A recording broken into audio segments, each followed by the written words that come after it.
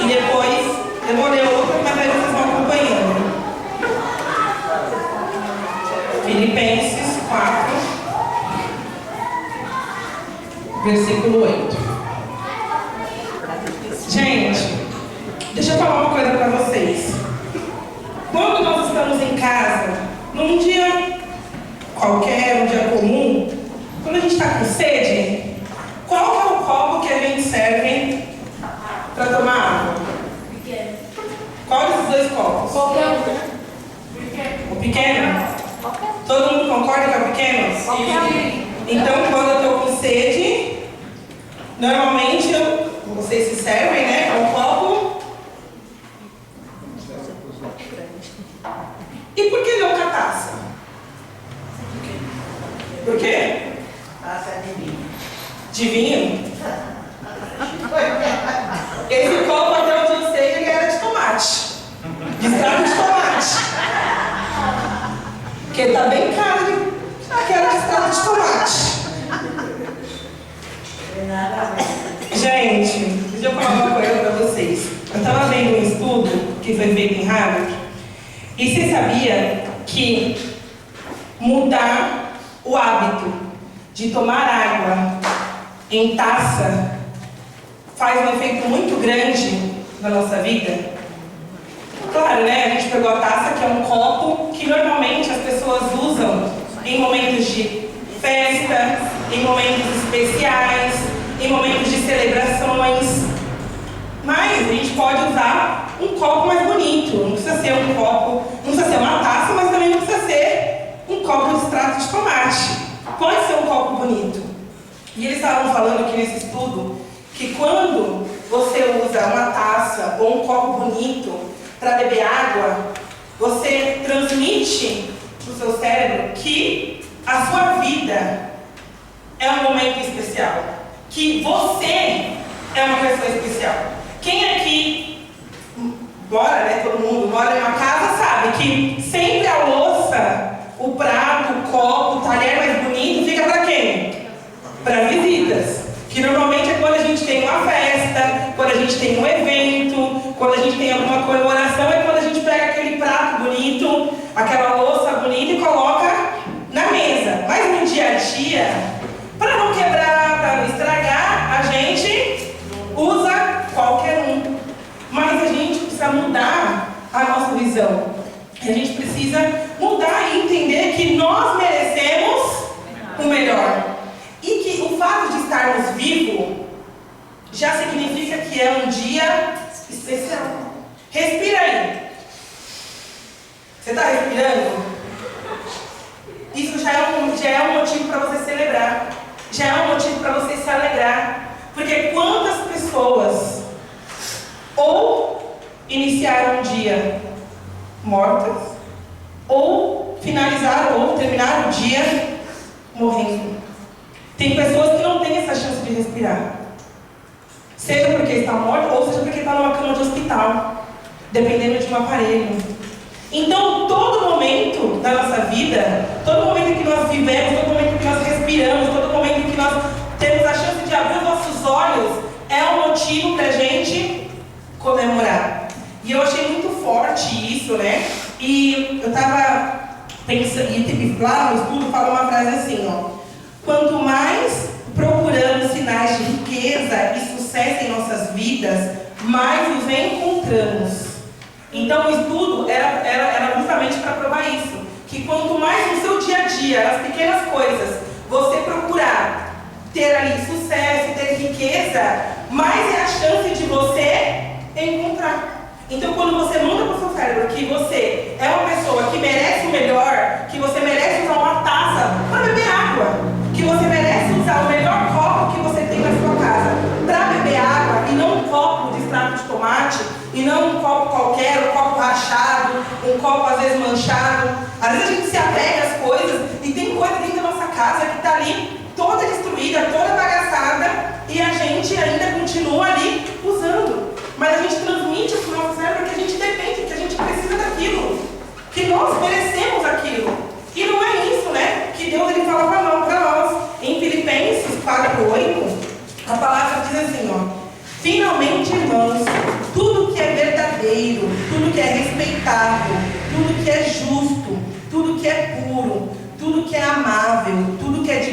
fama, se alguma virtude há e algum louvor existe, seja isso o que ocupe os vossos pensamentos. Então, olha o que a Bíblia diz.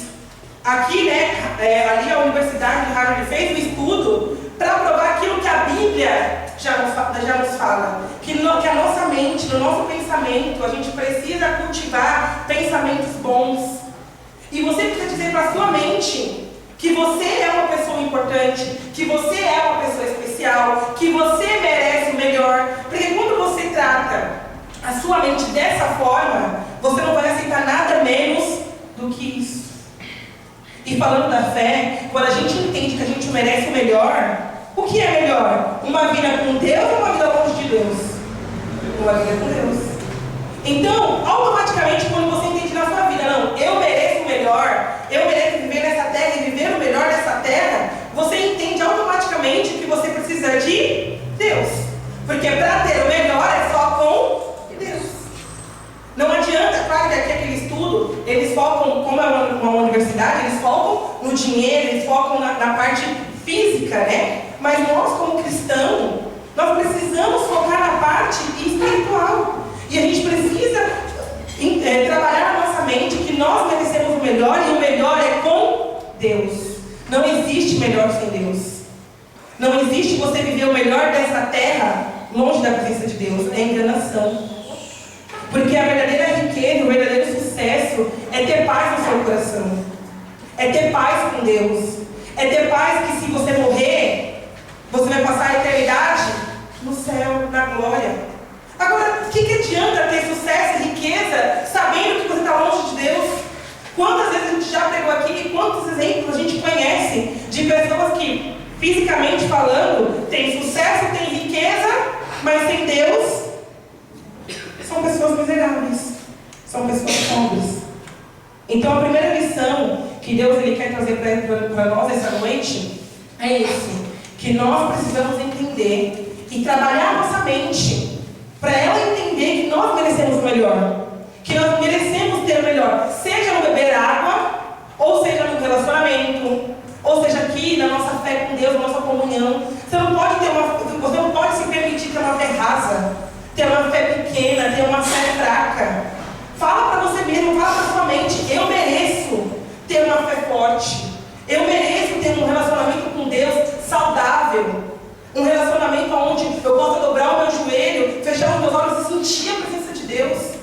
Mas quantas vezes nós queremos o melhor e nos permitimos vir à igreja, ouvir a palavra, participar da música e acabou o culto sem sentir a presença de Deus? Se você veio para a igreja, ouvir a palavra e no final você não sentiu a presença de Deus, que melhor é esse que você está buscando na sua vida? Porque aqui o estudo fala que quanto mais nós procuramos a riqueza e o sucesso, mais é a chance que nós temos de encontrar. Agora me fala, se falando de riqueza, falando de sucesso é assim, você acha que com Deus é diferente? Mas aí você olha para a sua vida, será que você tem procurado a Deus? Será que você é a pessoa que tem procurado ter um relacionamento com Deus? Ou manter aquilo que você já tem? Porque tem pessoas que têm, mas elas não procuram manter. E a nossa fé, a nossa espiritualidade, a nossa comunhão com Deus é algo que a gente precisa regar todos os dias. A gente precisa procurar ser melhor na presença de Deus todos os dias. Não é de vez em quando. Não é às vezes. Porque senão às vezes você vai se esfriando. Se não, ora, você está bebendo na taça, ora, qualquer coisa serve.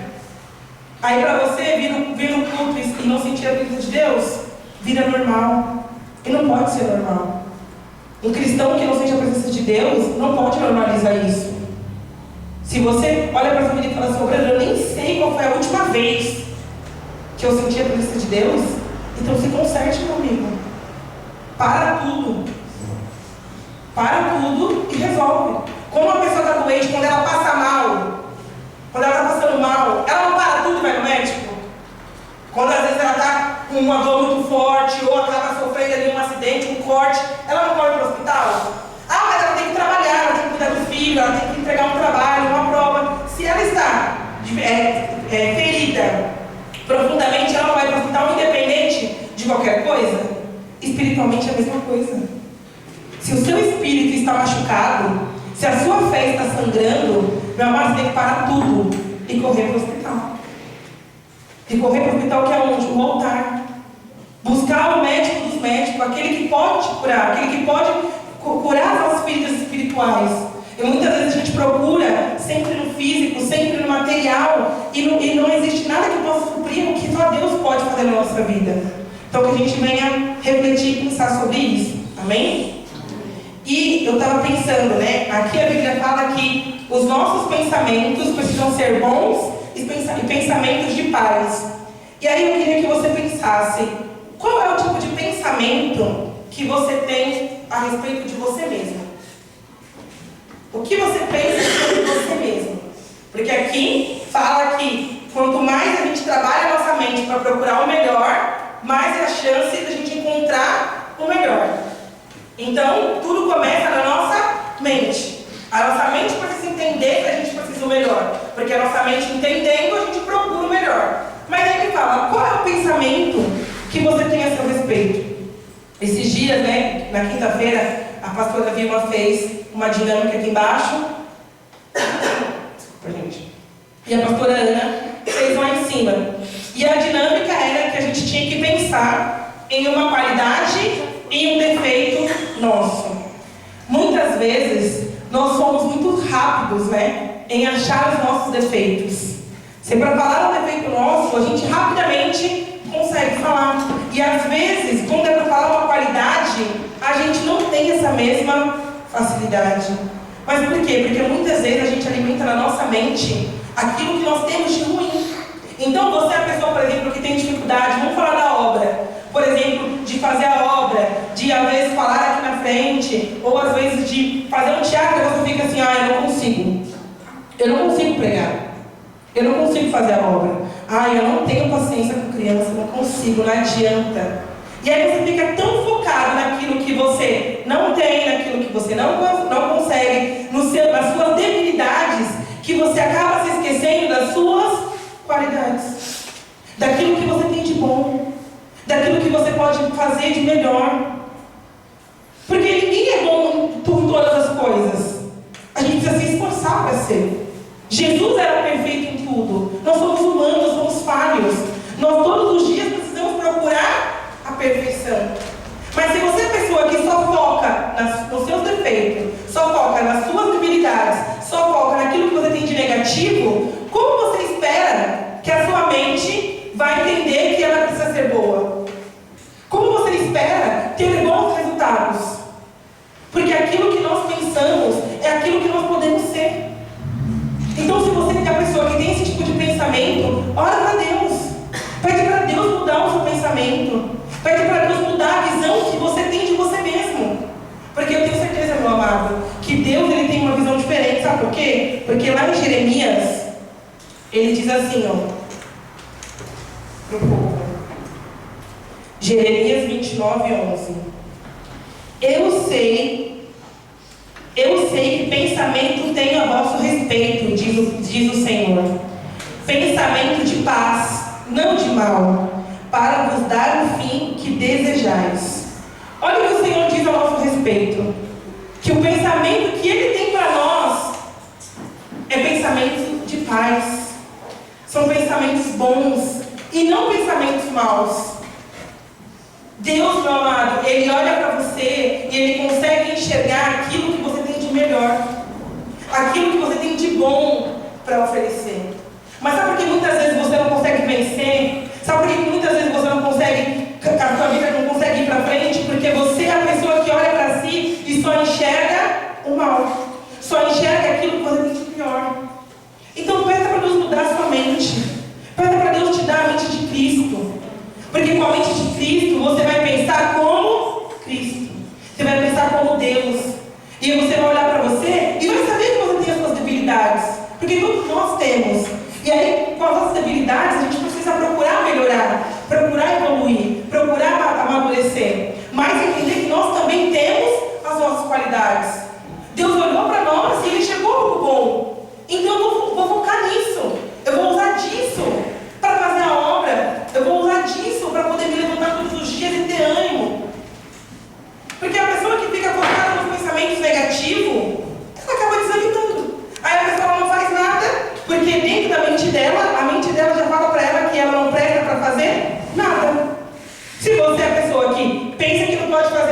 aí você não faz nada, você vai conquistar alguma coisa? Não. Você vai conquistar nada. Agora, se você mudar a sua mente, pedir para Deus te transformar, tudo pode ser diferente, tudo pode ser novo na presença de Deus. Eu estava vendo um estudo que fala que quando você pega, todo mundo sabe que um tubarão é grande, certo? É enorme. Quando você pega um tubarão filhote e você coloca ele dentro de um aquário pequeno, ele cresce somente o tamanho do aquário. Agora, quando você pega um filhote de tubarão e coloca ele no mar, ele vira enorme, ele fica gigante. E eu fiquei pensando sobre isso, que se o tubarão, ele depende do lugar que ele habita para ele crescer, será que o ser humano é diferente? Aí a gente está falando assim, você tem que trabalhar a sua mente não pode ser uma mente negativa, que só foca no ruim, só foca nos defeitos, tem que ser boa. Mas aí eu te falo, será que o problema não começa no lugar onde você habita? Na roda que você participa? Será que as pessoas que andam junto com você não são as pessoas que olham para você e falam, você vai ser cristão? Para com isso. Você já tentou quantas vezes? Quantas vezes já falou que ia pegar firme na igreja e não funcionou? Quantas vezes você falou que agora ia e não foi? Será que o problema não está no ambiente que você tem frequentado? As vozes que você tem ouvido? E nós, meu amado, temos o poder de escolha. Nós nos colocamos nos ambientes que nós participamos. Se você está num ambiente onde as pessoas que estão à sua volta só tiram o pior de você, só te colocam para baixo, ao invés de te ajudarem a levantar, elas te deixam no chão, meu amado, saia desse ambiente. A amizade de verdade é aquela que te aproxima de Deus, aquela que quer te ver crescer, que quer te ver evoluir. E não uma pessoa que olha para você e quando você fala que vai mudar, que vai ser diferente, vira a sua cara, debocha de você. Porque a gente já viu que Deus, o que Ele tem para nós são pensamentos de paz. Então, meu amado, se fisicamente não tem ninguém para ficar do seu lado, se apegue em Deus. Porque melhor do que um ser humano é a opinião de Deus ao nosso respeito. E Deus, meu amado, não tem uma opinião de Deus que deu errado. Não tem ninguém que Deus, não tem nenhuma opinião que Deus falou que ia acontecer e não aconteceu. Então, se Deus ele olha para você e Ele acredita que você é capaz de vencer, se você confiar nele e for junto com Ele, você vai vencer também. Mas o problema é que Deus fala, eu tenho pensamento de paz para você. Você é meu filho, vai ser vitorioso, vai ser um campeão, vai ser um guerreiro. Mas aí você anda com pessoas que te chamam de lixo, com pessoas que te chamam de vagabunda, com pessoas que olham para você e riem da sua cara. A escolha é sua. Você tem que decidir.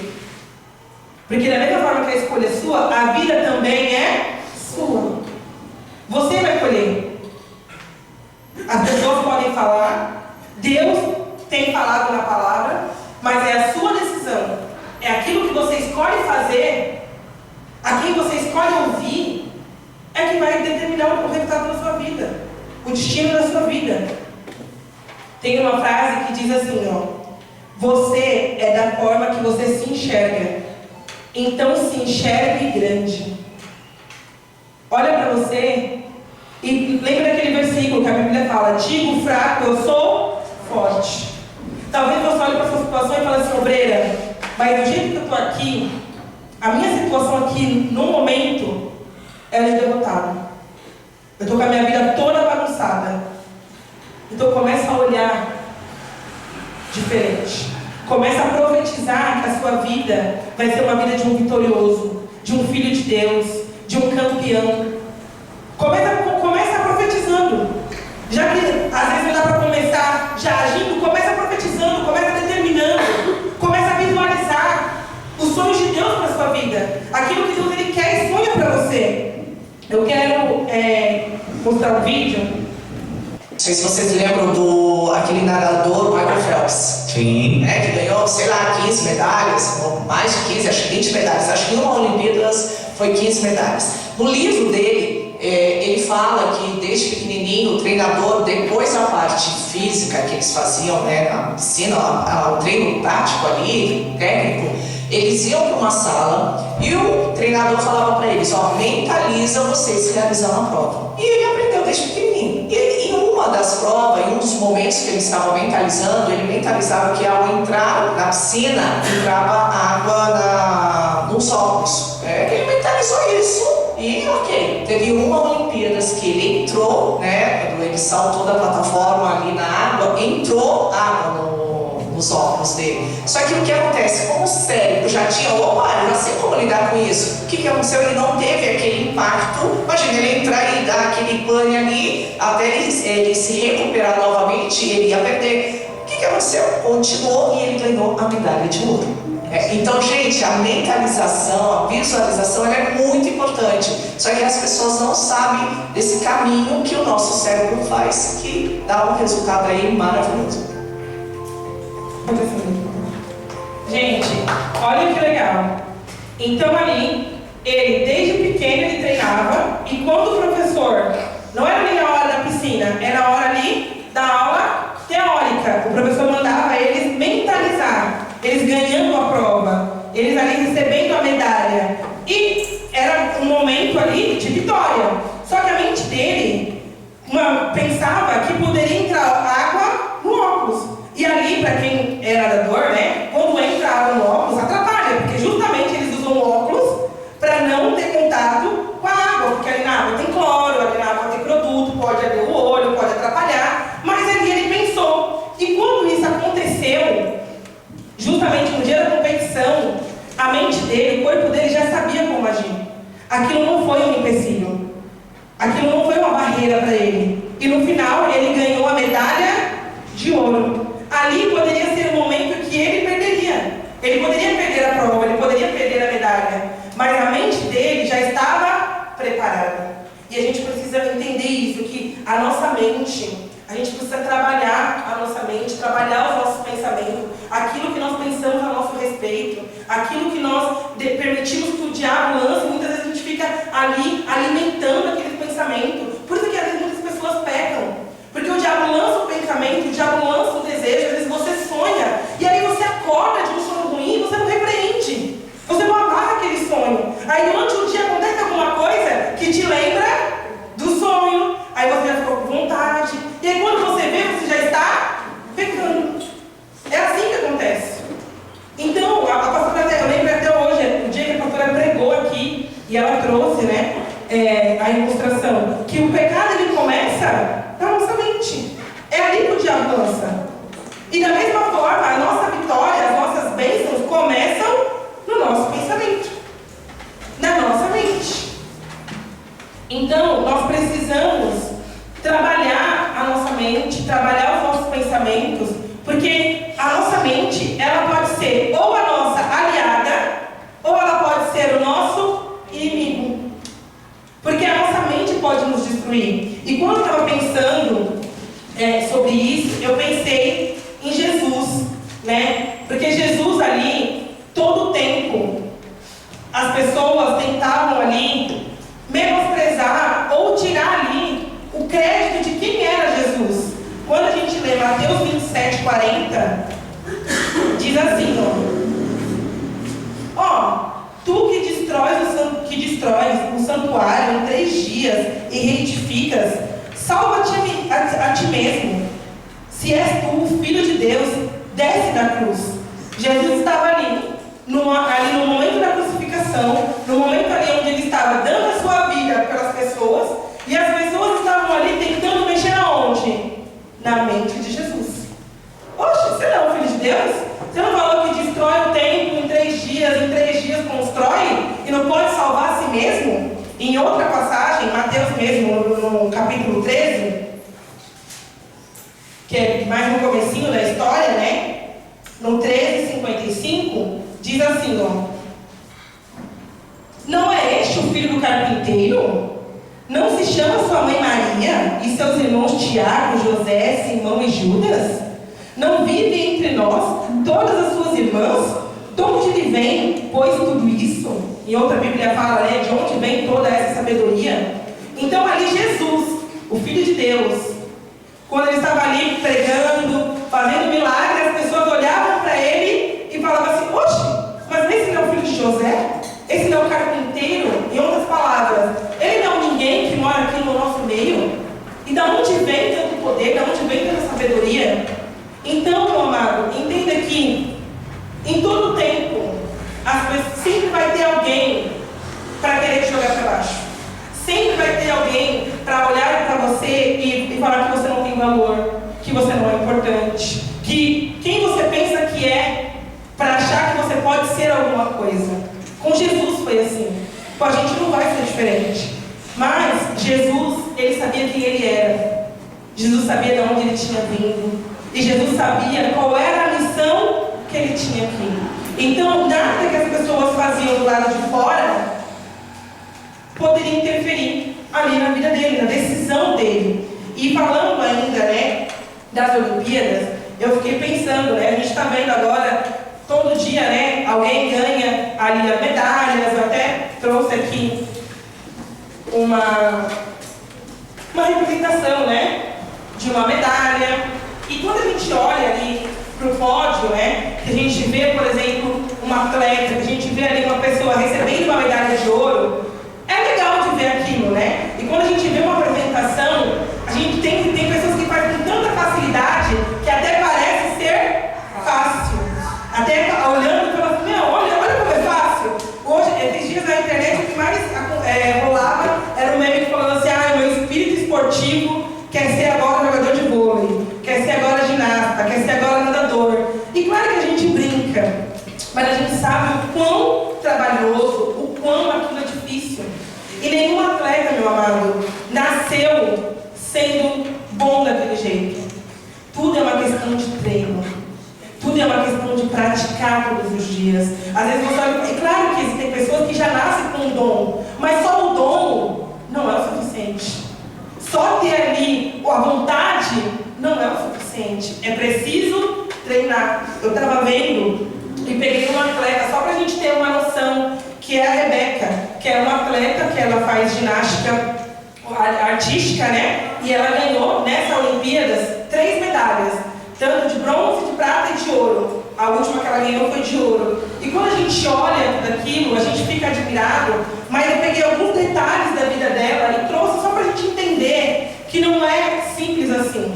Tudo é uma questão de trabalho, tudo é uma questão de treino, tudo é uma questão de perseverança. Porque pra gente que está de fora é fácil olhar ela ganhando medalha, mas só ela e a família dela sabe o quanto ela lutou, o quanto ela batalhou para poder chegar ali no pódio. A Rebeca, por exemplo, ela começou a treinar com 6 anos de idade.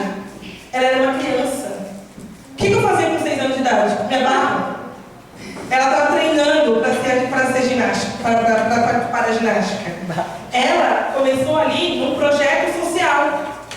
E ela morava 2 horas de distância do projeto.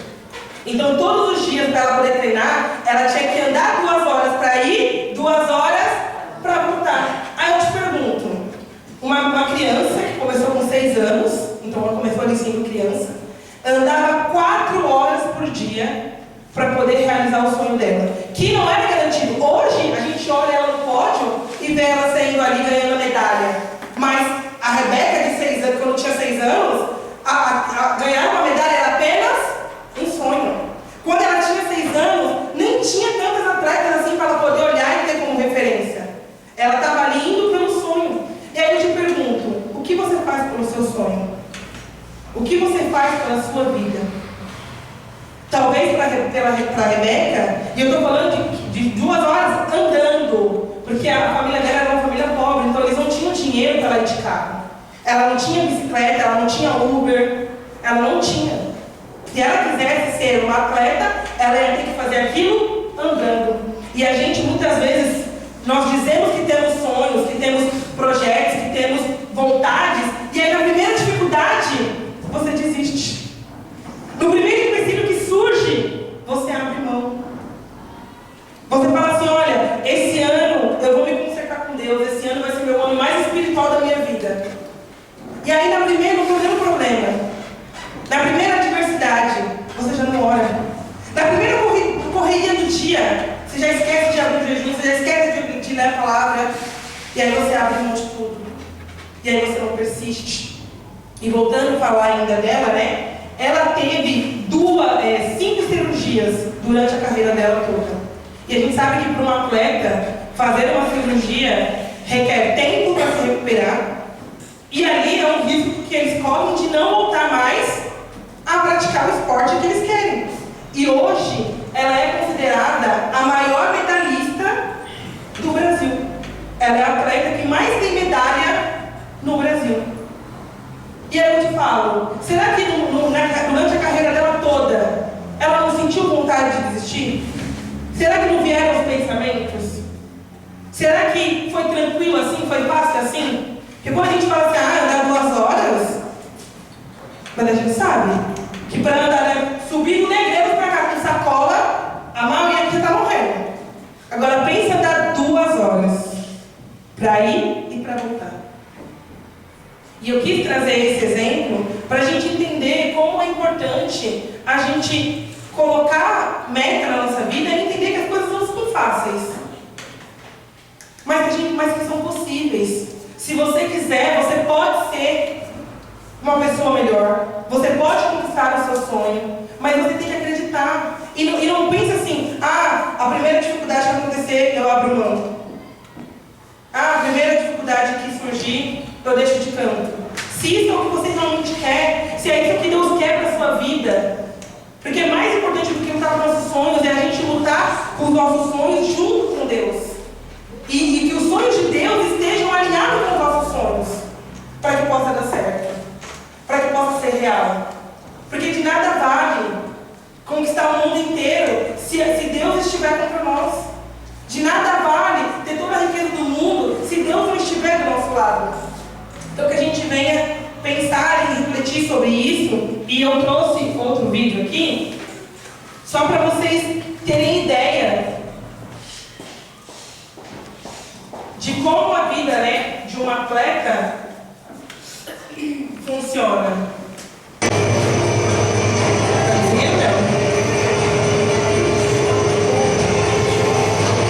Aqui ela está se preparando.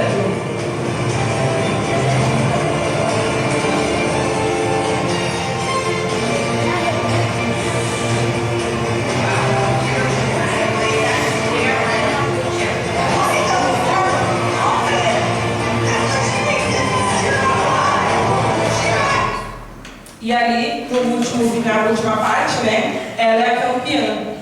E quando a gente olha um atleta ali competindo e a gente vê ele vencendo, a gente não faz ideia. Mas existe muito esforço, existe muita dedicação, existe muita coisa que eles precisam abrir mão. E nós precisamos entender que a nossa vida não é diferente. Para a gente conquistar qualquer coisa, a gente precisa sacrificar, a gente precisa se dedicar, a gente precisa se empenhar. Mas o mais importante, a gente precisa entender que nós somos capazes. Você precisa entender que você é capaz. Você pode fazer, se você quiser. E uma coisa que eu fiquei pensando sobre essa Olimpíadas é que ali, cada atleta, ele vai ali representando um país. Ele vai ali representando uma bandeira. Né? Como eu falei, por exemplo, da Rebeca, quando ela, por exemplo, ali ganhou a medalha de ouro, quando ela sobe no pódio, sobe ali junto com ela a bandeira do Brasil. E assim cada atleta tem a sua bandeira, tem o seu país, eles representam o seu país. E ali a gente tem, por exemplo, a maior ginasta do mundo, por exemplo, representando o nosso país. E eu fiquei pensando que nós também estamos aqui e nós também representamos uma bandeira. Nós também temos esse poder. E nós podemos escolher qual é a bandeira que nós vamos representar. Se é a bandeira de Cristo, se é Jesus, se é Deus, ou se é a bandeira do diabo. O modo como nós nos comportamos, o modo como nós agimos lá fora, agimos no mundo, diz que de quem não pertence a nossa bandeira. Porque ali, quando um atleta ele vai lá e ele vence, ali o país dele recebe aquela medalha. O país dele não é só o atleta, é todo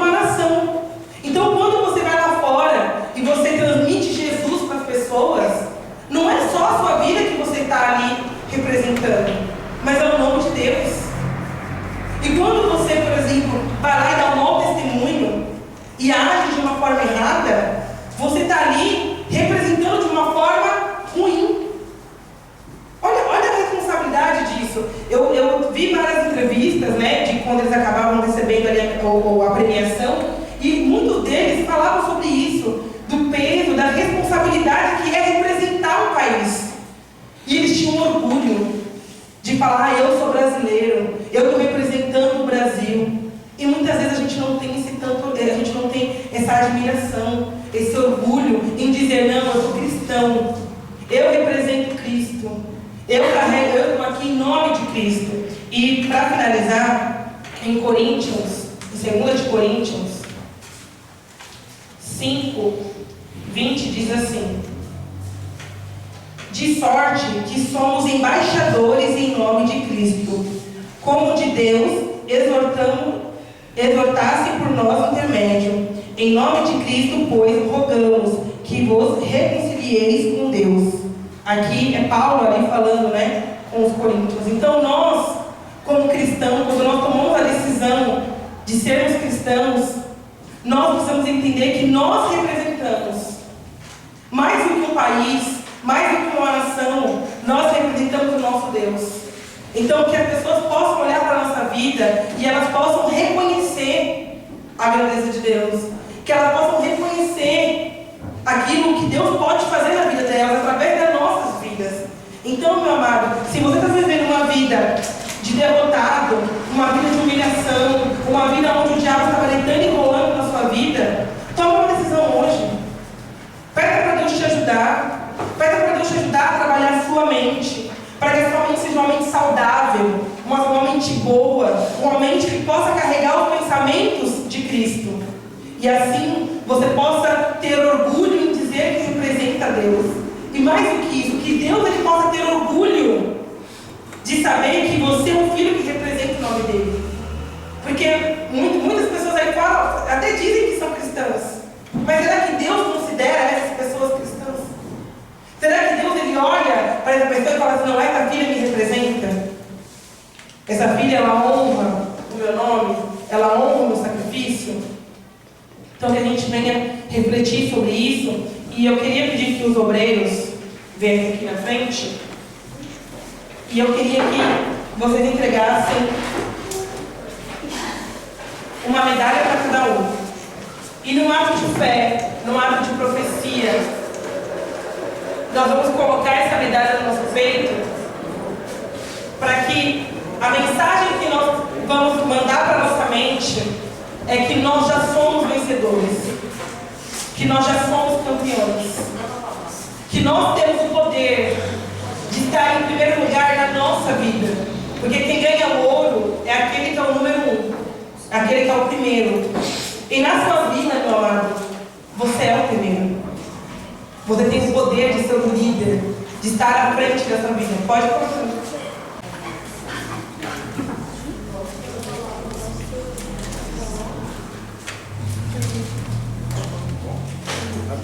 Depois vocês podem comer o bombom,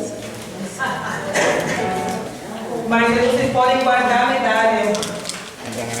E que sempre que você precisar, por exemplo, trabalhar a sua mente, que a sua mente estiver talvez doente, ou que você estiver cabisbaixo, triste, que você possa pegar essa medalha, que você possa falar para si mesmo, eu sou um campeão, eu sou o número 1 da minha vida, eu sou vitorioso. Porque às vezes o problema vem, a dificuldade vem, e a gente precisa se lembrar disso, porque às vezes a gente se esquece de quem nós somos, que nós somos filhos de Deus. E como filhos de Deus, nós já somos muito mais do que vencedores. Amém?